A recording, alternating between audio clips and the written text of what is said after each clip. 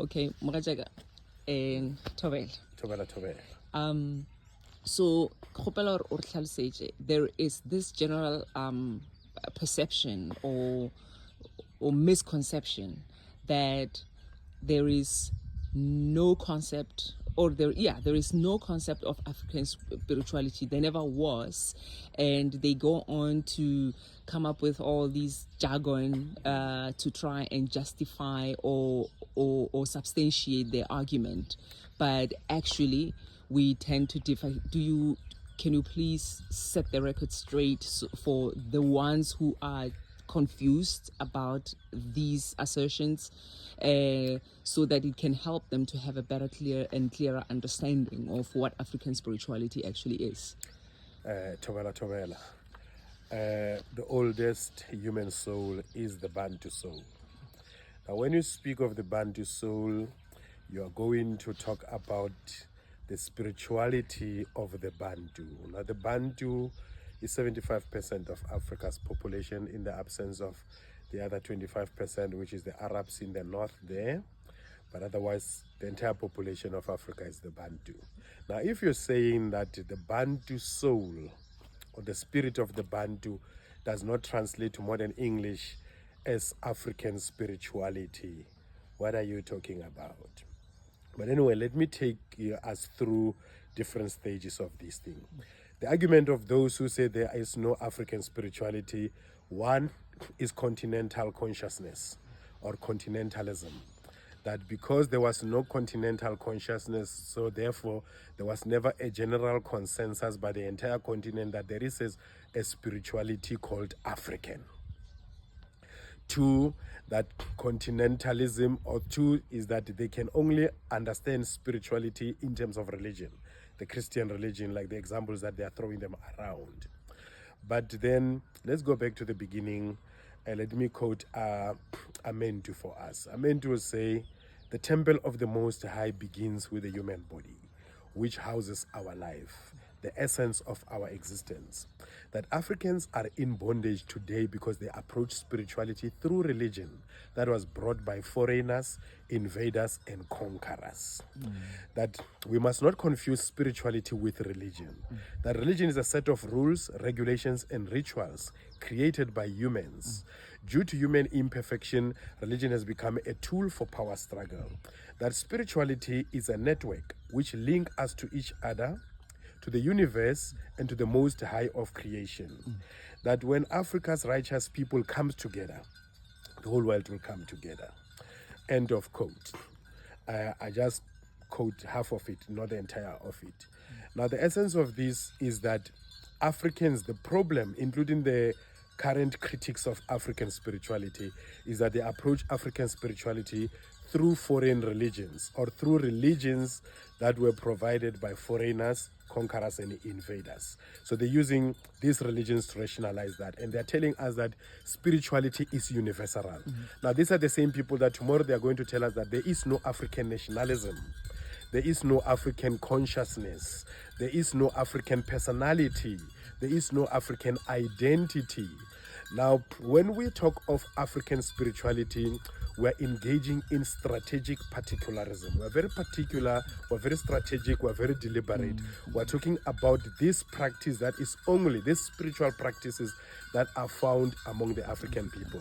Now, what is spirituality? Spirituality is reality. Now, African spirituality is African reality. If you are not dealing with reality, you are not dealing with spirituality. Now, if you're not dealing with African reality, you're not dealing with African spirituality. Now, there are things within the spiritual practices of the Africans that are uniquely African and that are uniquely found among the Africans, which make up African spirituality. What was not there in terms of the absence of continental consciousness, what was not there was the name Africa and the name spirituality, because both are foreign. Africa is Roman, spirituality is English. What has always been there ke semoya sa rona ka rona. Now, if you are telling me that there was no isimoya sa bantu, isimoya sa ma-Afrika, so we have just replaced ma-Afrika, we have replaced Batu, or Bantu, Watu with Africa. because it's the languages that we're using.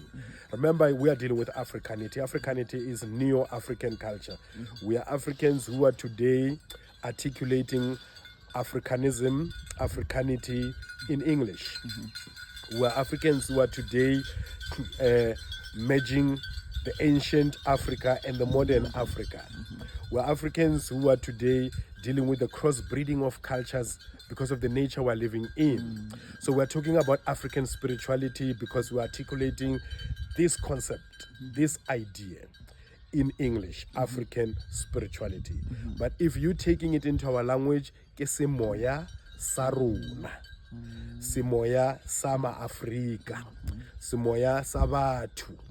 Now you telling me that the way the Africans are doing things cannot be particular, therefore spirituality can only be defined in terms of universals. Now this is the same argument of Plato and Aristotle and Socrates about the universals and the particulars. One talking about the universal truth and the other one talking about the relative truth. That truth is not universal, it's relative. Now here we're talking about relative truth. The relative truth of the Africans, the relative reality of Africans. As I say, spirituality is reality. And if you're not dealing with the African reality, then you are not dealing with African spirituality. Because African spirituality is dealing with African realities, the realities that the Africans are dealing with. Now, we're talking about Africa because, yes, you see, I understand the basis of this argument. And like I say, once you put an argument or a reasoning on public platform, and it is engaged publicly, so you have to, and even misunderstood and misinterpreted publicly, then you have responsibility to correct it publicly. Correct. So I put it publicly and said, we did not have a name for this continent as Alkebulan. That the reason being, we did not have continental consciousness. Now I see the same argument of continental consciousness is being used, that we did not have African spirituality. Yes, because we did not call this continent Africa. And yes, we did not define Simoya Saruna as spirituality. But we do have African spirituality because we are having African consciousness, and we are having African, and we are using the European language. We're saying spirituality. African consciousness, collective consciousness is a reality now.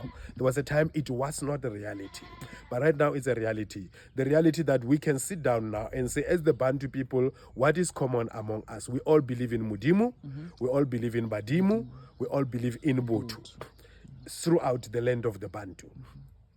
What is the reality? So these are basis of our continental consciousness, that the things that you find among the Bantu people, we're using 3 stones throughout the continent.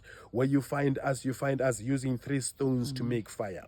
Throughout the continent, you find us having certain practices. There is no Bantu people who do not have a system of ancestors. There is no Bantu people who do not have a system of initiation. All of them, they had their own system of initiation. So these are common. Now the commonality and the consciousness of the commonality form part of the continental consciousness. What we did not have then, because then we did not have the internet, we did not have the TV, we did not have method of universalism.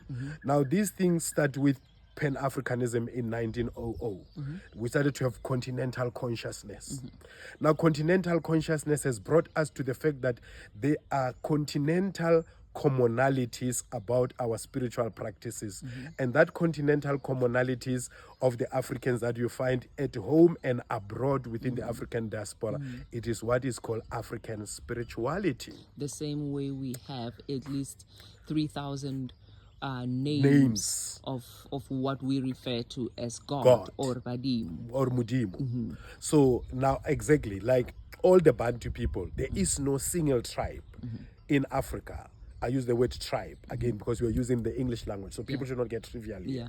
Otherwise, I'll say Dichaba. Let me futa. Let me Rafia ma Afrika. or ya batho. Ya batho.